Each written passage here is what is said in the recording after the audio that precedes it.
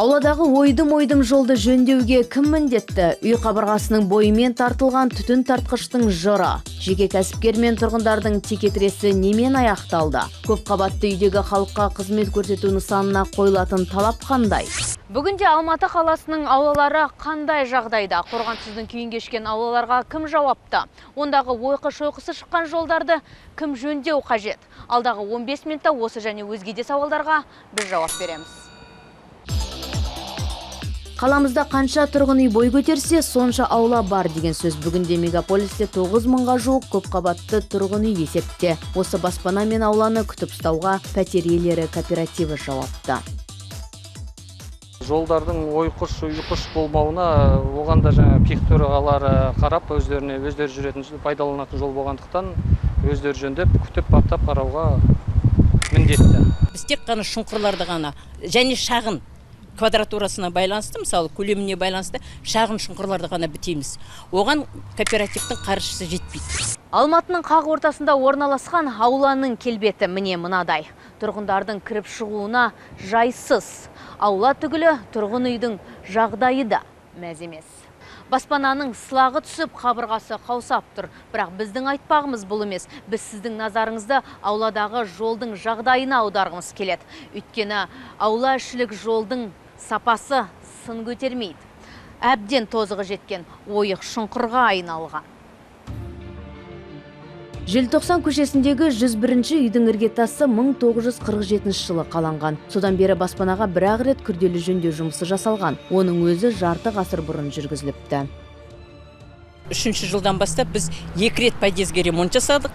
Содан кейін 2011 жылы мына үкіметтің үйлерді қайтадан қалпына келтіру туралы модернизацияға байланысты біз арыз шағым беріп, жилсидің атынан 3 рет акиматпенен акиматтың жұмысшы қызметкерлері келіп, 3 рет жиналыс өткізіп, сол жиналыстың шешіміменен модернизацияға байланысты кәдімгідей капитальный ремонтқа күрделі жұмыс жөндеуге не бердік, арыз бердік. Тақтайдай тегіс жол арманға айналды дейді осы жердің байырғы тұрғыны Әлі әжей. Шынында да бір кездегі тегіс тас жолдан бүгінде түк қалмаған. Ойқыш шұңқырдан бала түгілі ересек адамның өзі сүрініп құлап жатады. Жауын жауса тіпті қиямет. Шұңқырлар шағын көлшікке айналып, жүру мүмкін емес болып қалады. Ал көлік иелерінің мұңы жаяуларға қарағанда өзгерек. Олар темір тұлпарларының техникалық жағдайына алаңдаулы. Ежемесячно мы платим.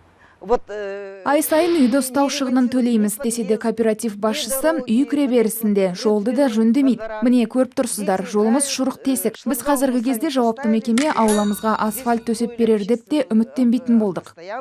Детям вообще негде играть. КСК вообще никакого дела нет. Күнделікті жұмыста үйді ұстау шығыны бұл үйден 1 квадратный метрінен 14 теңге ғана алынады. 2013 жылы асфальтталған. Сол асфальттың барын осы үйдің адамдары ішінде, осы ауланың ішінде 7-8 гараж бар, машина. Сол өздерінің машиналарын қояды.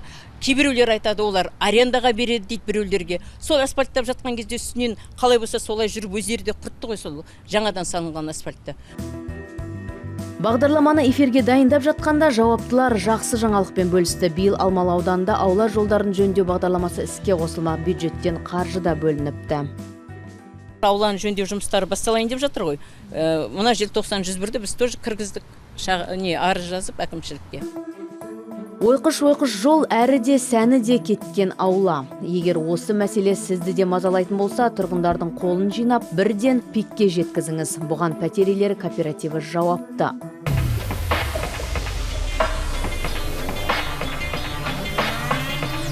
Ауланың жағдайын тексерген арнайы репортаждың түсірілім тобы мұндағы қордаланған өзге де мәселелерді байқады. Бұл жер тұрғындардың сыртқа шығып тынығатын аумағына емес, қоғамдық автотұраққа айналып кетіпті. Жұрт бұның алдын алу үшін қазықтар қағып тосқауыл қойған, тіпті құлып та салыпты. Бірақ көлік тізгіншілеріне бұл да кедергі болмады. Тұрғындардың айтуынша осы уақытқа дейін 40 құлып сыныпты. Здесь рядом горсуд, налоговая. Жанымызда қалалық сот және басқа да фирмалар бар. Солардың барлығы көліктерін біздің ауламызға қаңтарады. Ауладағы көлік ағынынан шаршадық, сосын шлагбаум қойдық. Бірақ клубты бұзып темір тұлпарларын осында қойып кетеді. Шлагбаум открывает, ставят машину, чтобы мы не закрыли. И сделали просто общественную автостоянку. Алып қалада көліктің көптігі, ал арнайы автотұрақтардың аздығы белгілі. Бірақ шақырылмаған қонақтардан құтылу үшін шлагбаум орнатып, құлып салуға болмайды. Мұның өзі заңға қайшы. Егер мәселені заң аясында шешкіңіз келсе, тұрғындар бәрі бір ауыздан қалалық әкімдікке арыз жазуы қажет. Рұқсат берілмеген жерге көлігін қойса, дереу жол басқармасына хабар беріңіз. Бұл әңгіме енді жалғыз ол үйге ғана емес, бұл әңгіме барлық үйдің аулаларында бар қазір. Енді бұл туралы қазір қалалық әкімшілікте де үлкен әңгімелер көтеріліп жатыр ғой, мәселелер. Оны тек қана мынау тәртіп сақшылары, жол сақшылары солар қарау керек. Тұрғындардың мазасын қашырған тағы бір жайт. Үй қабырғасын бойлай тартылған ауа тартқыш құрылғының дауысы. Жертөледегі асханаға тиесілі құралдың гүрілі нормадан асып жығылады. Дыбысын өлшеген мамандар осындай қорытынды да шығарыпты. Мәселенің анық-қанығын білу үшін төмендегі асханаға түстік. Олар тұрғындардың шағымынан кейін құрылғының дауысы азайтылды деп ақталды.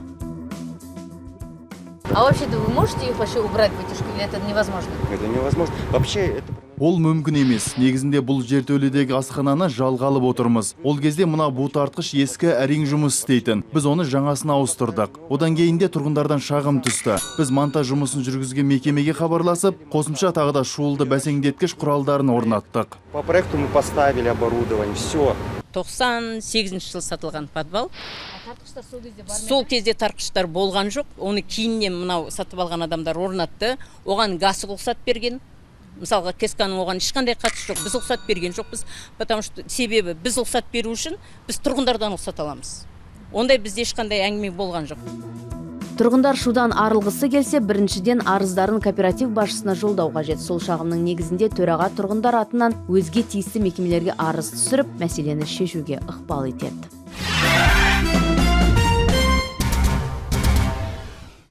Әрі қарай көретіндеріңіз, тұрғын үйдің астыңғы қабатын коммерциялы бағытта пайдалану үшін қандай құжаттар қажет? Ол үшін қайда, қайсы мекемеге хабарласу керек? Аға, тұрғын үйдің астыңғы қабатына қойған белгілі бір талаптар бар ма? Ол қандай талаптар? Енді мынау тұрғын үйдің мынау жалпы қала құрылыстық нормалары бар, ережелері. Осы ережеге сай көп талаптар қойылады, мысалы тұрғын үйдің төмен қабаттарына. Жалпы енді төмен қабаттың өзі жалпы неден тұрады, жаңа цокольный этаж дейді, екіншісі подвал дейді. Мысалы цокольный этаждың подвалдан айырмашылығы, бұл цокольный қабат деген жалпы биіктігінен, жалпы жертөленің биіктігінен жердің деңгейі сәл төменірек орналасса, жарты 2 метр дейді, төменірек оны цокольный қабат дейді. Ал жалпы одан жоғарырақ орналасса, оны жертөле дейді. Тұрғын үйдің астыңғы қабаты түрлі коммерциялық мақсатта пайдаланылуы мүмкін. Мақсатына қарай айтарлықта шектеу жоқ, тек белгілі бір талаптарға бағынуы тиіс. Бірінші, дыбыс қатты шығып, жұрттың мазасын алмауы керек. Екінші, ауа тазартқыш желдеткіш шахтасы жасалуы тиіс. Үшінші, жұмыс уақыты шектеулі. Түнгі сағат 11-ден кейін жұмыс тоқтау керек. Ең негізгі мәселе қазіргі біздің талабымыз мынау мүмкіндік шектеулі жандар бар ғой, коляскада отыратын. Ол кісілерге біз бар мүмкіндігінше жағдай жасауды талап етеміз. Оны енді жалпы мынау оларда пандус дейді. Пандус тесілі мысалы жаңағы бірінші қабаттың биіктігі жалпы где-то 1 метр болса, оның мысалы жалпы ұзындығы, жаңағы пандустың ұзындығы 10 метрге бару керек. Алмалы ауданының тұрғындары үйдің бірінші қабатында орналасқан коммерциялық жайдағы құрылыс жұмысы мазаны қашырды дейді. Айтуларынша құрылысшылар демалыс күндері де жұмыс жасайды, тыныштық жоқ. В нашем доме очень много живут пенсионеры, есть инвалиды, которые... Біздің көп қабатты тұрғын үйде зейнеткерлер мен мүгедектер тұрады. Ал мұнда 4 айға жуық тоқтаусыз күндіз-түні жөндеу жұмыстары жүреді. Шудан құлағымыз тынады. Сол себепті де Алмалы әкімдігіне шағым түсірдік. И никому дела нет. Обращались мы в акимат, были у акима нашего района Алмалинского. Есте болсын, тұрғын үйде орналасқан коммерциялық мекемесіне құрылыс жұмыстарын 9-дан кешкі 6-ға дейін жүргізуге рұқсат етіледі. Ал сенбі-жексенбі күндері жөндеу жұмыстары тоқтайды. Егер бұл талапты орындамаса, бірден учаскелік полицияға хабар беріп шағымданыңыз. Первая же их жалоба, которая была, тұрғындардың шағымнан кейін бірден қателіктерді жойдық, талапты орындадық. Қазір кезде де біз демалыс күндер жұмыс жасаймыз. Уақытқа қатысты да регламентті ұстанып келеміз. Ал коммерциялық жайды пайдалану мақсаты өзгертілетін болса, кәсіпкер құзырлы мекемеден рұқсат құжаттарын алуға міндетті. Ол құжат сәулет жоспарлау тапсырмасы деп аталады. Оны мамандар 6 күн ішінде дайындайды, әрі тегін беріледі. Нысанды қайта жабдықтау жұмыстарын жүргізу үшін рұқсатты сәулет және қала құрылысы басқармасы береді. Кәсіпкер өтініш түсіргеннен кейін ол құжат 6 күннің ішінде дайын болады. Халыққа қызмет көрсету орталығынан сәулет жоспарлау тапсырмасын алғаннан кейін міндетті түрде жобалау жұмысын жасау қажет. Дайын болған жобаны мына мен тұрған жер Алматы қаласы сәулет және қала құрылысы басқармасына алып келу қажет. Мұнда мамандар жобаны егжей-тегжейлі қарап, қай жерде өзгеріс енгізу керек болса, оны айтып, ақыл кеңес береді. Біздің басқармада қазір мысалы біздің сәулет жоспарлау тапсырмасы және жобалар келісу бөлім болғаннан кейін біздерде күнінде сағат таңертеңгі 11-ден 12-ге дейін, түстен кейін сағат 16-дан 17-ге дейін біздің мамандарымыз төменге түсіп, жалпы халыққа консультация кеңес бере отырып, сосын құжаттарды қабылдап алады. Жобаны келістіру 10 күннің ішінде жүргізіледі. Ал егер жобада қателіктер болса, мамандар құрылыс салушыға хабар береді. Сәулетшілердің айтуынша, тұрғын үйдің астыңғы қабатында қайта жоспарлау, жобалау жұмыстарына өтініштер аз түседі. Ең көп жолданатын өтініштер бірінші қабаттағы коммерциялық жайларға қатысты екен.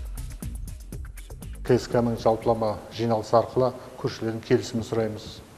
Сосын жалпы бүкіл мынау сол тұрған ғимараттың сол бірінші қабатындағы бір-біріне деген үйлесімдік, мысалы бірнеше жаңағыдай аударылған пәтерлер болса, солардың бәрі бір-біріне үйлесіп тұру керек. Енді өкінішке орай кейде болады, құрылыс барысында жаңағы біздің келісілген жобаны сақтамай, басқаша жасайды да, соны барып әртүрлі болып шығуда содан.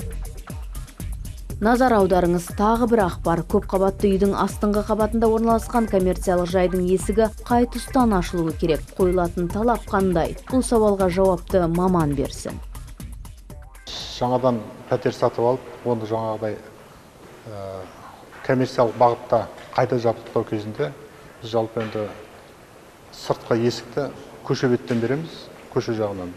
Сосын ішкі беттегі подъезге шығатын есіктердің бәрін олар жаңағыдай жауып тастау керек. Жапқанда жалпы қалап жауып тастау керек. Сонда бізде өте қатаң талабымыз бар. Мысалы енді жалпы бұрыннан тұрған ескіден келе жатқан астында бірінші қабатта коммерциялық бағытта үлкен помещениелер болса, оларда жаңағы кезінде аула жақтан есік болса, оған біз енді ештеңе істей алмаймыз. Сәулет және қала құрылысы басқармасының қызметкерлері коммерциялық жайды пайдалану мақсатына сай қатаң талаптар қояды. Олар жобаны жіті тексеріп, Қазақстан Республикасының құрылыс нормалары мен ережелеріне сәйкес болуын қадағалап отырады. Төмен қабатқа өте аз келіп жатқандар. Өйткені біз енді көп аса оған бермеуге тырысамыз деген сияқты. Дене шынықтыру клубтары бар, мысалы. Солардың мысалы өзінің талаптары бар. Мысалы мынаның ішінде жазылған, оның биіктігі, мысалы төмен қабаттың биіктігі, мысалы 5 метр, 4 метр болу керек. Ең кемі 3 метр болу керек. Мысалы жертөленің көбісін білесіз, ескі ғимараттардың көбісінде 2-40-тан аспайды. Кезекті мәліметтерге берсе, қала тұрғындарына биылдың өзінде 1368 сәулет жоспарлау тапсырмасы берілген. Оның 421-інің жобалау жұмысы мамандармен мақұлданған. Айта кетейік, барлық құрылыс жұмыстарын заң талаптарына сәйкес жүргізіңіз. Кәсібіңізді көп қабатты тұрғын үйдің жанынан дөңгелеткен соң, жұрттың талап тілегін ескеріп, жұмыс жасағаныңыз абзал.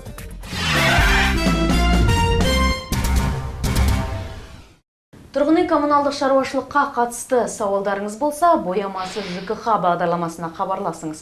Редакцияның байланыс телефон нөмірі 275-22-86. Біз сіздің мәселеңізді көрсетіп айтамыз, әрі тиісті мекеме маманынан жауап аламыз.